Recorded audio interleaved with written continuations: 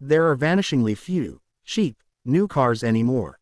Even the affordable ones cost thousands more than they did only a few years ago, and automakers feasting off the low inventory, high-price profits gleaned during the pandemic's various supply chain issues have shifted their resources toward larger, more profitable, and, you guessed it, more expensive models. Just a handful of new vehicles in America start at less than $22,000, but at $21,495 to start. The all-new 2024 Chevrolet Trax is the cheapest one that could be considered an SUV, undercutting the Nissan Kicks by a few $100 and even arriving cheaper than the last generation Trax. Its MSRP makes the new Trax as jarring as the industry-wide price increases that took hold in the past few years. Chevy is bucking its competitors and actively chasing budget customers with a product that's actually compelling. The closest analog we can think of is Ford's compact Maverick pickup. Unlike that small, desirable, cheap truck, which is in such demand buyers are facing wait times for new orders, Chevrolet will produce the Trax en masse. The company fully anticipates this small wagon-like SUV to become its third best-selling model, right behind the larger Equinox and the Silverado full-size pickup truck. Just look at the 2024 Chevrolet Trax. Would you guess it's Chevy's cheapest offering? We wouldn't. It's genuinely good-looking, stylish even.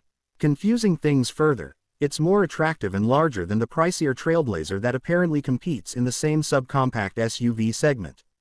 The key difference: the Trailblazer tries harder at being SUV-like, what with its optional all-wheel drive and taller seating position. The previous Trax followed that same formula and even offered AWD, but the new one makes new, Trax. It is only available with front-wheel drive, like a car, and its lower roof and longer length deliver dramatic proportions that are more sport wagon than they are mini SUV. This places the Trax in competition with SUV-ish players like the aforementioned Nissan Kicks, Kia Soul, Toyota CHR, Hyundai Venue, and entry-level versions of the Honda HR-V and now-defunct Ford EcoSport. It offers a taller-than-a-car ride height and 7.3 inches of ground clearance with a hatchback body and roof rails to look rugged adjacent, but, again, it's really just a car. A decade ago, this Chevy Trax would be a compact hatchback, like the Cruze, which Chevy killed off, appealing to entry-level buyers. We won't rag on the cynicism at work here. Chevy sees that customers want SUVs, but those can be expensive, so why not deliver SUV looks in a more affordable package? How did Chevy get to that price? The 2024 Chevrolet Trax combines simple elements in simple ways clearly designed to save you money. Continuity helps. Every trim level is powered by the same turbocharged 1.2-liter 3-cylinder engine.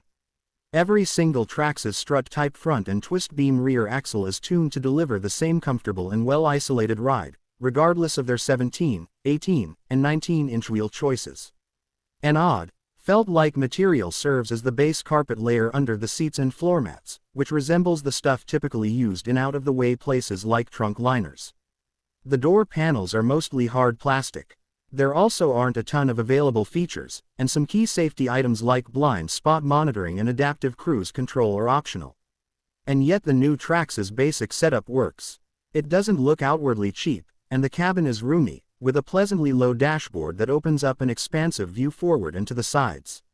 The dashboard itself is stylish, with big, round air vents at each corner and Camaro-like center air vents placed beneath a piano black panel that houses the central touchscreen. Build quality on the Traxes we drove seemed tight, and the basic plastics, cloths, and the like in the various trim levels we sampled all worked well together. Our only major complaints center on the seats, which suffer from short cushions front and rear, leaving taller drivers' legs only half supported, as well as the strange lack of configurability of the available digital gauge cluster. Entry-level LS and 1 rupee Trax models get analog gauges with a basic display, along with a smaller 8.0-inch, old-generation touchscreen, but the rest of the lineup gets a fully digitized dash with an 8.0-inch driver display and an 11.0-inch central screen. Despite the up-level model's available screen area, Chevy only allows the driver's display one bit of secondary info at a time, such as trip data or coolant temperature, alongside the speedometer, tachometer, and fuel gauge. Curiously, there are 3 designs to choose from for those primary gauges via the steering wheel controls, but changes to the secondary readout are handled via the central touchscreen, where you must find the data you want to display and then select Display in Cluster. It's confusing and a wasted opportunity, given the digital real estate, and the inability to use steering wheel controls to change things there is odd. On the upside, those displays are very sharp and feature attractive graphics and fonts. The larger touchscreen, in particular, looks great and includes wireless Apple CarPlay and Android Auto. The entry-level 8.0-inch display also includes those phone integrations and is slightly more intuitive, if not as attractive, and its gauge cluster display is an old dot matrix type, but that could be because it's the same unit GM has installed in cars for the past half-decade or so. Familiarity is no bad thing. So, does it drive cheap? No. The 2024 Chevy Trax reminds us a lot of the old cruise hatchback. It delivers surprising ride refinement, rounding off bad bumps with a minimum of head toss or crashing noises. The car rolls down the road with a substantially solid feel and only moderate road din. Active noise cancellation is included on all trims. Part of the Trax's bump-absorbing acumen surely comes from its size. The wheelbase is long for this class, at 106.3 inches, and Chevy ensured that no matter the wheel size, every tire has decent sidewall thickness. The 3-cylinder engine is responsive and sounds interesting, even paired with a conventional 6-speed automatic, rather than the continuously variable automatic CVT more common in this class. The triple moves the Trax well.